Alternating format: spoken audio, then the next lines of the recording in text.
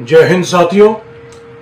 Congress party और हमारे न्याय योद्धा राहुल गांधी जी लगातार बहुत ही मुखर तरीके से जातिगत जनगणना कराने की मांग उठा रहे थे।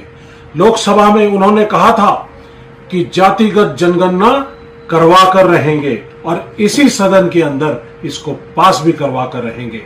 और अब बीजेपी सरकार ने, एनडीए की सरकार ने अचानक जातिगत जनगणना कराने का फैसला लिया है। कांग्रेस पार्टी इस फैसले को स्वागत करती है। इस पहले स्टेप के बाद जिस तरह से राहुल गांधी जी ने कहा कि इम्प्लीमेंटेशन स्कीम बहुत इंपॉर्टेंट है, किस तरह का डिजाइन किया जाएगा, हमें एक चीज का कॉशन जरूर देखना पड़ेगा कि कहीं ऐसा ना हो कि इम्प्लीमेंटेशन स्कीम के अंदर वो कुछ गड़बड़ी कर दे, कहीं ऐसा ना हो कि ये जुमला भर साबित हो जाए।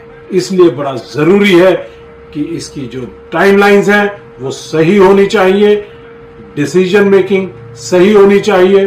50% का जो इमेजिनरी बाउंड्री जो बनाई हुई है रिजर्वेशन की वो टूट जानी चाहिए और इसका लाभ प्राइवेट सेक्टर के अंदर, प्राइवेट इंस्टीट्यूशंस के अंदर, जिस तरह से आप कहते हैं कि 15 में 15 एक सेक्शन के तहत ये प्राइवेट सेक्टर के अंदर भी, इनके इंस्टीट्यूशन के अंदर भी रिजर्वेशंस हैं, तो उसको भी सही तरीके से लागू करना चाहिए।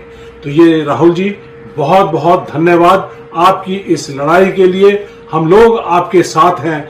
आपने लोकसभा चुनाव में 3 बड़े मुद्दे जो देश की दिशा और दशा को तय करेंगे उनको उठाने का काम किया। संविधान को बचाने की लड़ाई, जिसमें बीजेपी कहती थी 400 पार और वो संविधान बदलना चाहते थे, उसको आपने रोकने का काम किया है। उस संघर्ष के लिए आपको धन्यवाद। आपने बीजेपी को जातिगत जनगणना कराने के लिए मजबूर कर दिया है, उसके लिए बहुत बहुत धन्यवाद।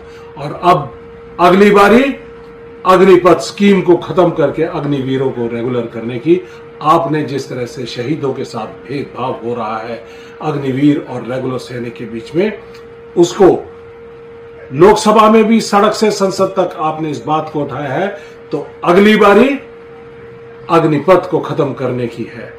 फिर से मैं राहुल जी आपको कहना चाहूंगा कि राहुल जी, आप संघर्ष करें, आप आगे बढ़े, हम सब आपके न्याय योद्धा आपके साथ हैं।